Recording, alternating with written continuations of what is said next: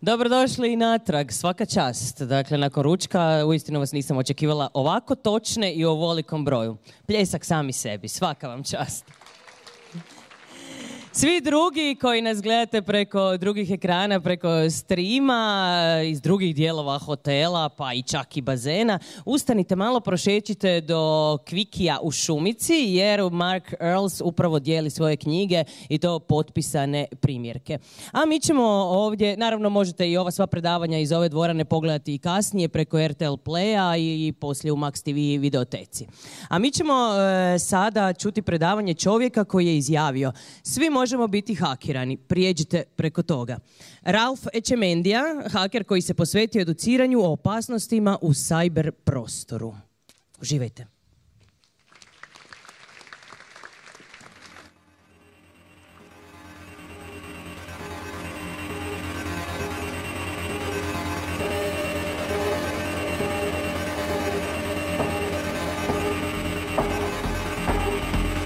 You have nothing left but destruction, but destruction, but destruction, but destruction, but destruction. You have nothing left but destruction, but destruction, but destruction, but destruction, but destruction. 4, 3, 2, 1. Ralph Echemendia is a world-renowned cybersecurity expert, known internationally by his alter ego, the Ethical Hacker. For over 20 years, Ralph has delivered training on hacking and other security information to corporations including Google, Microsoft, Intel, and NASA. Ralph took his talents to Hollywood and has worked with award-winning director Oliver Stone on films such as Savages and Snowden. He has also worked on other projects, such as the film Nerd, and award-winning TV series Mr. Robot. Welcome on stage, the Ethical Hacker.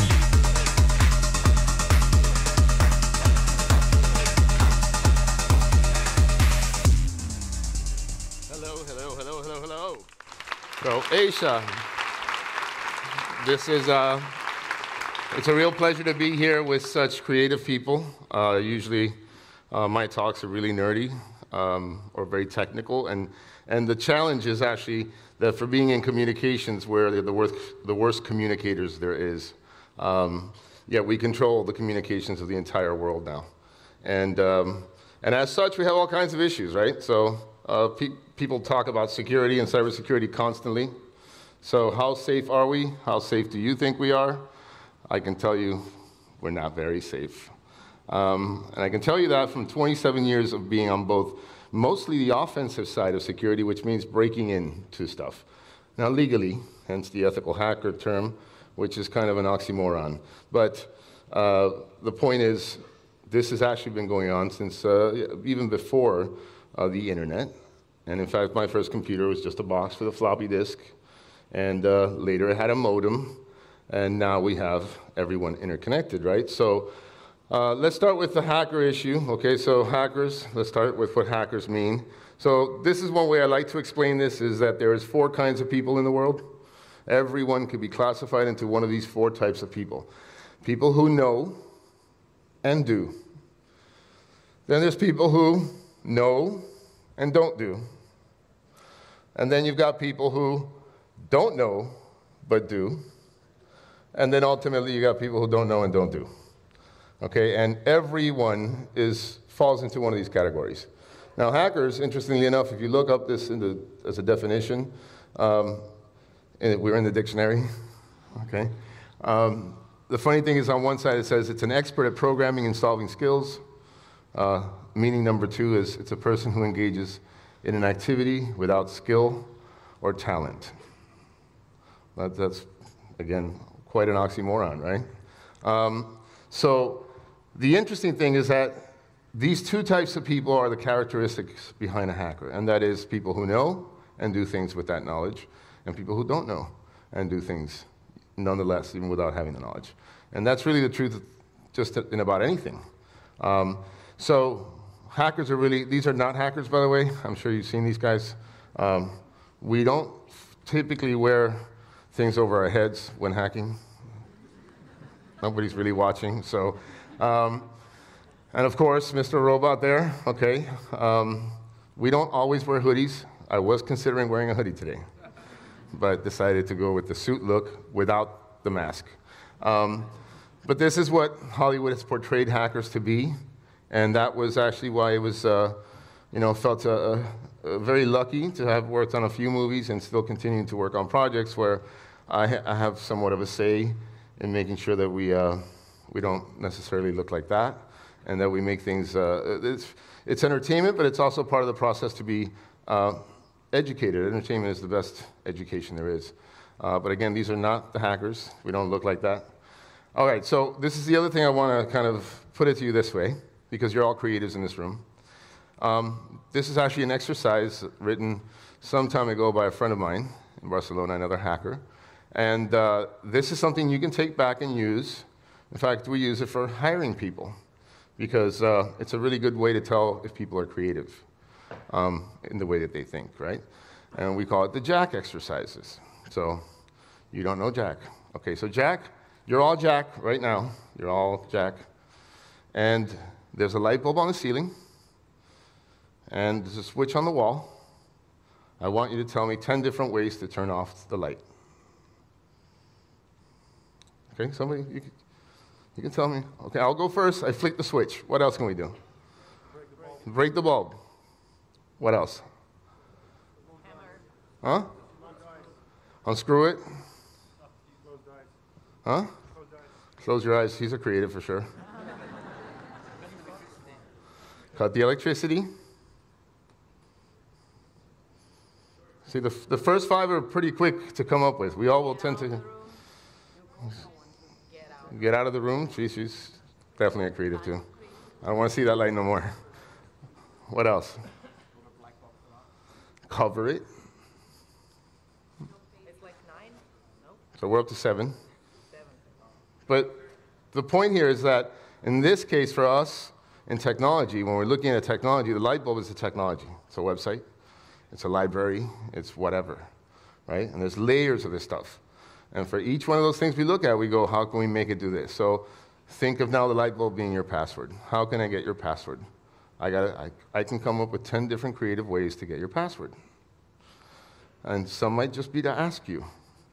So that's the idea behind this process. And you can, like I said, you can take this and use it because it works. You can tell who's, and I'll give you some examples, and we said most of them.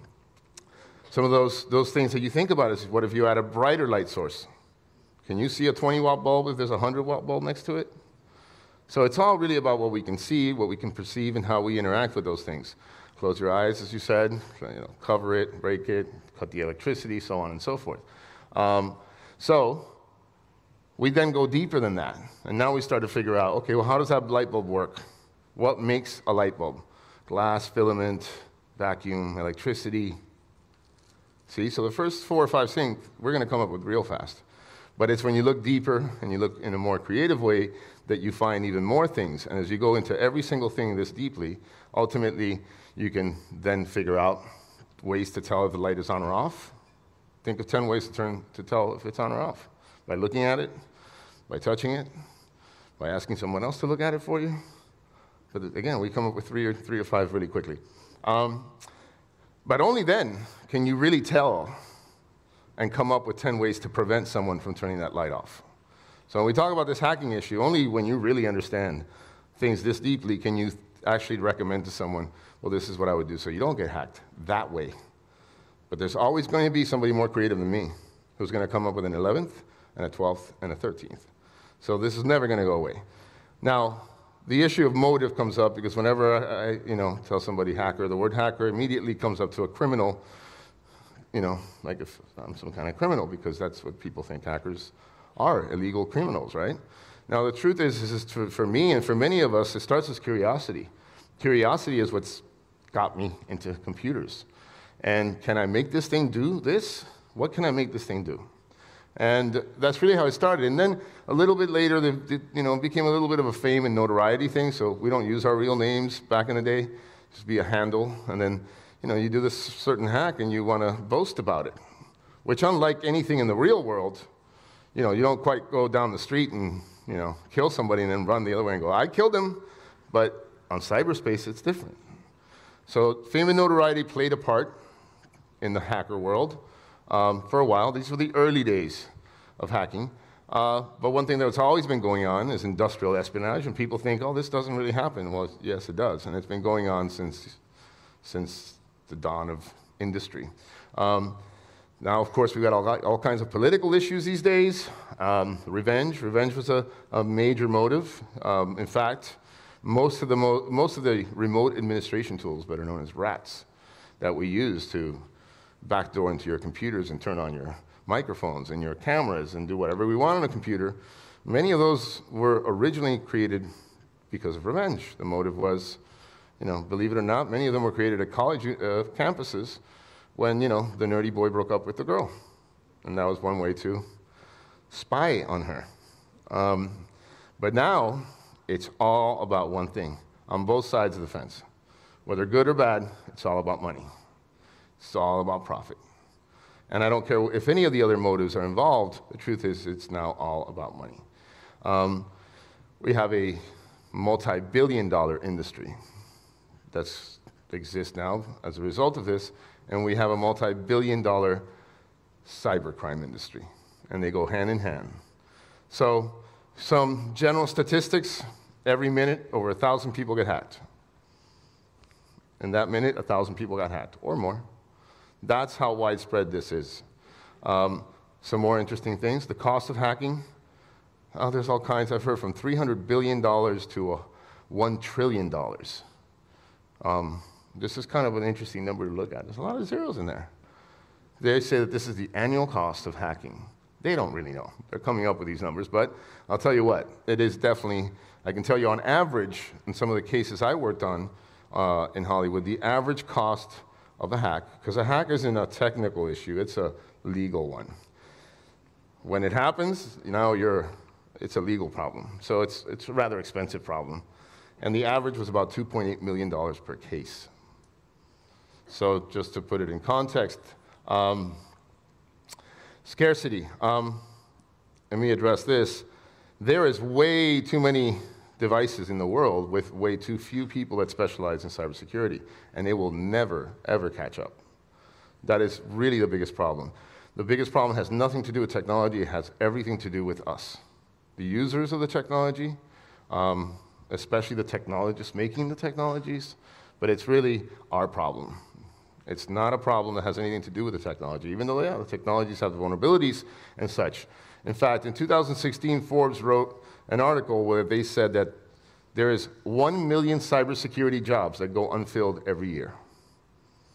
And Cybersecurity Ventures said that by 2021, there will be 3.5 million cybersecurity jobs.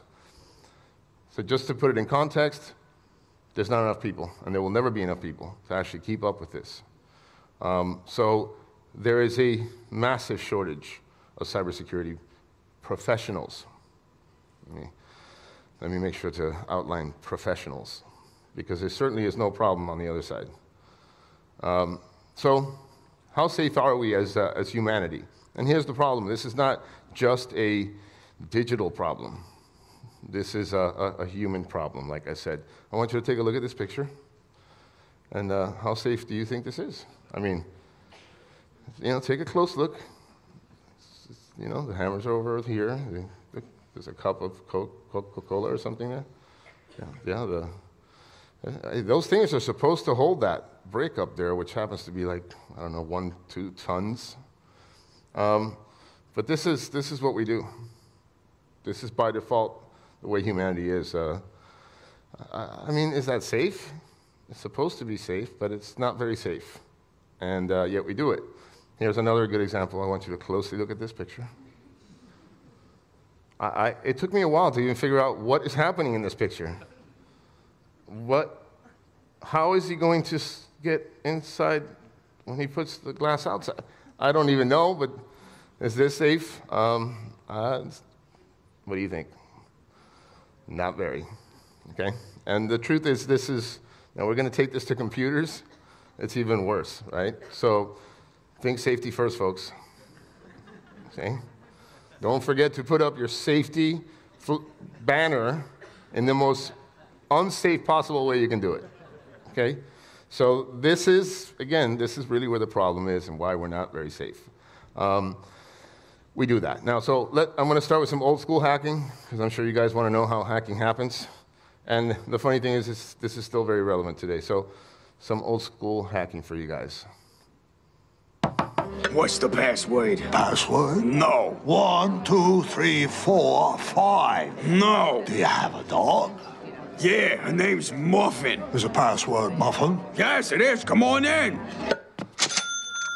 This is old school hacking, and it's still just as useful today. In fact, it's even more so today because before we were able to do this on the phone or in person, but not many hackers are actually good at social engineering in person because they're introverts and don't know how to talk to people. But now we can make you think and see anything that we want to make you see and think, and you believe and trust that device. You believe what you see on your phone, you believe what the phone says, you believe the caller ID, and all these things I can change. I can call you right now from your husband, girlfriend, whatever's number. And you believe it, you pick it up like if it was them. So this is the truth, and that's just the way it is. Now, especially being out here in Europe, I just started about 2 years ago a new venture, which I'll tell you about at the end. But the funny thing is, in Europe, there's a higher sense of social responsibility with this whole data issue and who owns the data and how data should be used. So I'm constantly asked about GDPR. This is what I think about GDPR. Ready? You ever read the EU directive? Yes. Well, there's a passage I've got memorized. Sort of fits this occasion. GDPR 2517. The path of the righteous consumer is beset on all sides by the inequities of privacy and the tyranny of big data. Blessed is the processor who, in the name of the controller and goodwill, shepherds the weak through the valley of data collection, for he is truly his consumer's keeper and the finder of lost data. And I will strike down upon thee with great vengeance and furious anger those who attempt to abuse or lose my data. And you will know my name is the EU. That's right. When I lay my vengeance upon thee. You tell them. So welcome to GDPR, okay? That's what's going on, because nobody's compliant. And nobody really has any idea what it really means yet. But at least, we're trying, okay? So that's a good start. Let's start with innovation. That's a word that I hear all the time, and innovation's great. I love innovation. We all love innovation, don't we? Yeah? We love innovation. Now, innovation is very interesting because innovation creates opportunities. Creates opportunities for whole new businesses. I mean, Google and Amazon's and all kinds of Ubers and all these things that have changed the way we do things, thanks to innovation.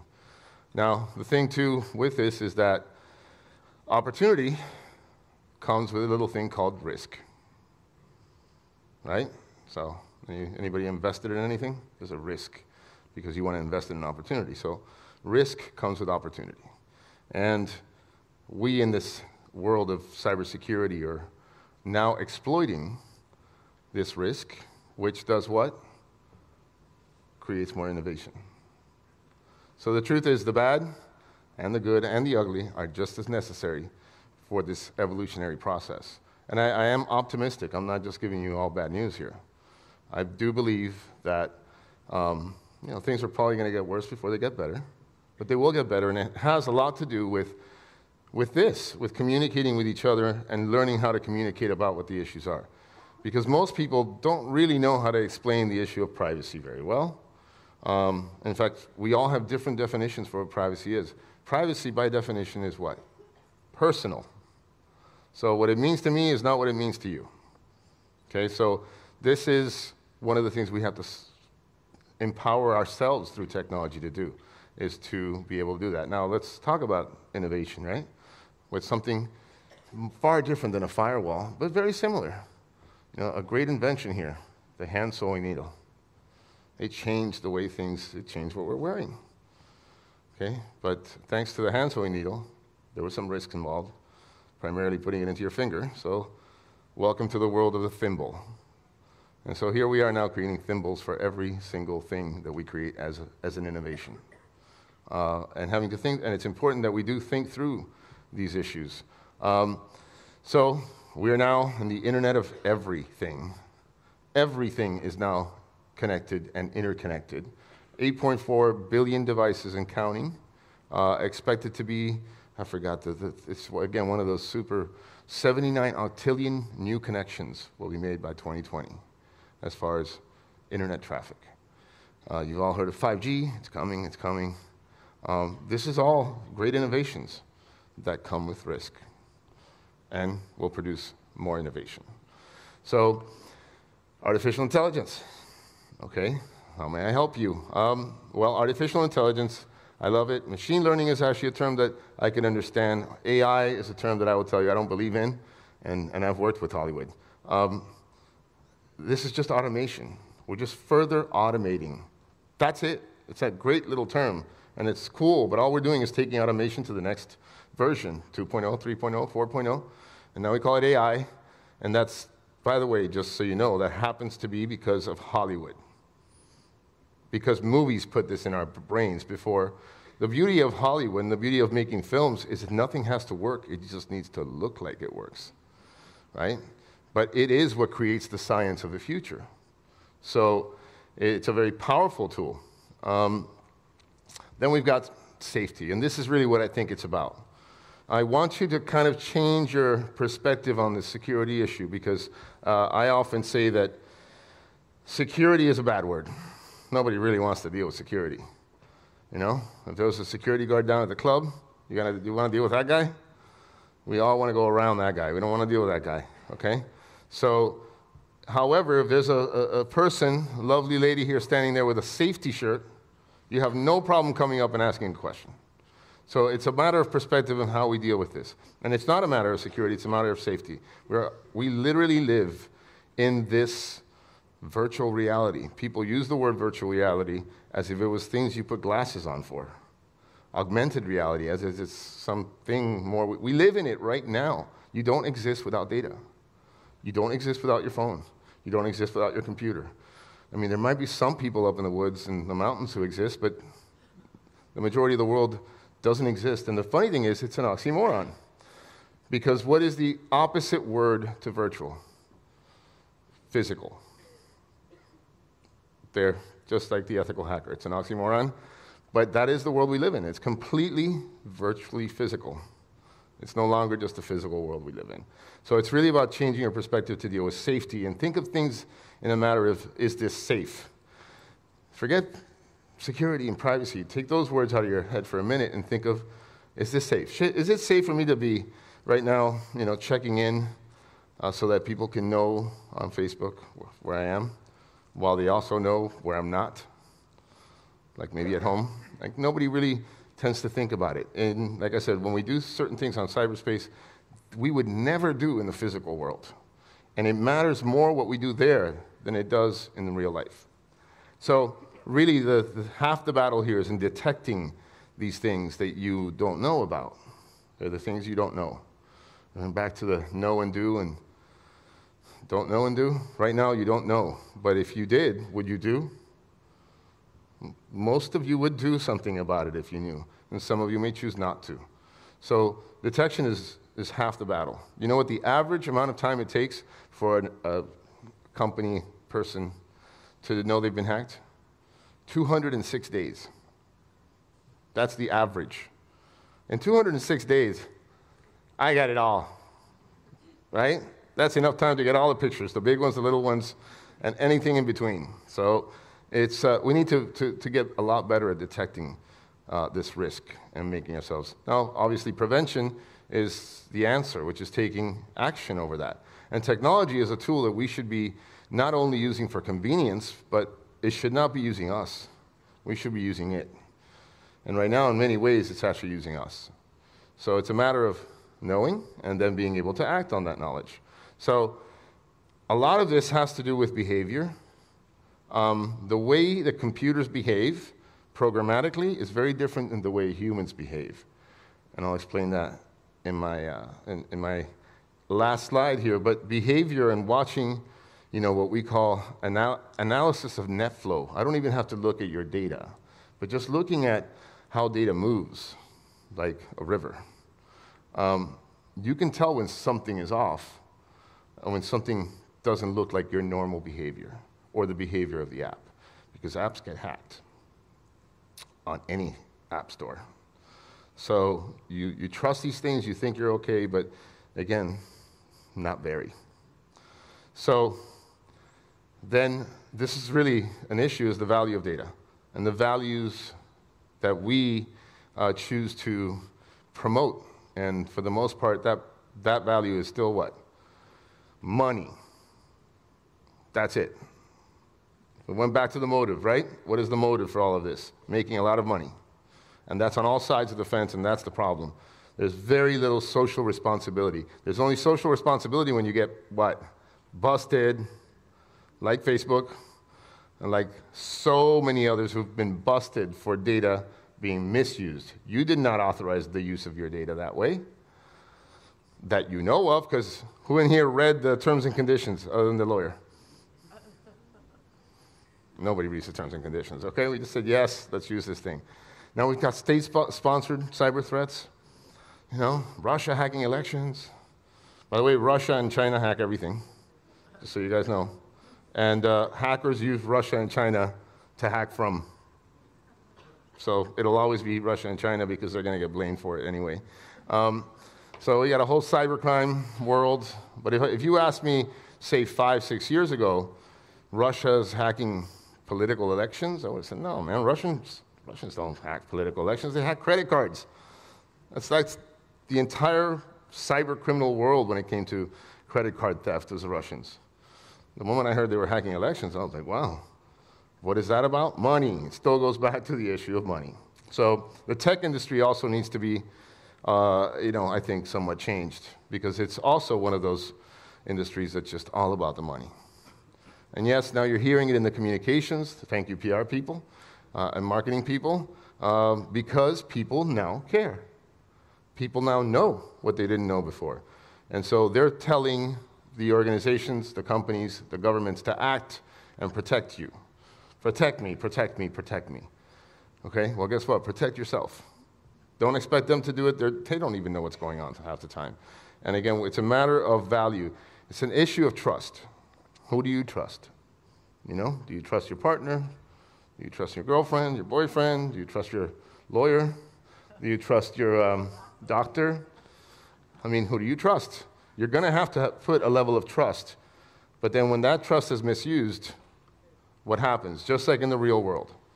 Okay, so there's a matter of ethics here. So for me, how do you use these superpowers in a way that you're actually using them for good while still having a lot of fun doing kind of bad stuff, right?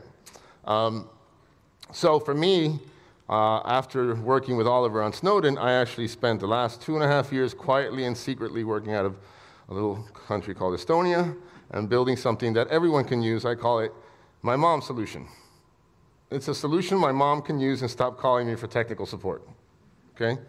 And it's really hard to take something as complex as cybersecurity and simplify it down to a consumer experience. But this is technology that we have used in government and in corporations for the last 15, 20 years.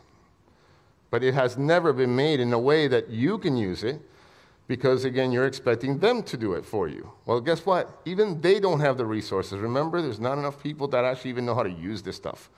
So automating analysis and using machine learning and these type of things in a way where it's actually working for you. Not selling ads, not that there's anything wrong with that, guys, okay? But not using this, using it for threat intelligence, for looking at behavior, identifying when your behavior changes and saying, hey, was that you at 2 in the morning sending data to China? Well, I was sleeping at 2 in the morning. Then block that. It really should be that simple. And so we built this thing with 20 months in research and development, only to find out that our user experience sucked. because again, we're such bad communicators. You know, not to scrap the whole thing and start all over again as far as how people interact with it, because this has to do with the feeling, and you guys can understand this as communicators. It's the feeling of trust, okay? And so we go back to one, I love this quote, time is an illusion, right? But the interesting thing is the timing of how your data moves, where it moves to, is an art. And you can look at that and you can very quickly identify when your art is going the wrong way, okay? That dog you started painting has now become an elephant. And that's really the trick here, is to focus on how we use data, how we use technology, and forget security, just think about, is it safe? The best thing I can tell you, other than download my app, is it safe for me to do this? Just think twice. And if you decide, like I said, this is a personal matter, so go ahead and do it. But don't think about security. Let's not complicate things with privacy or GDPR.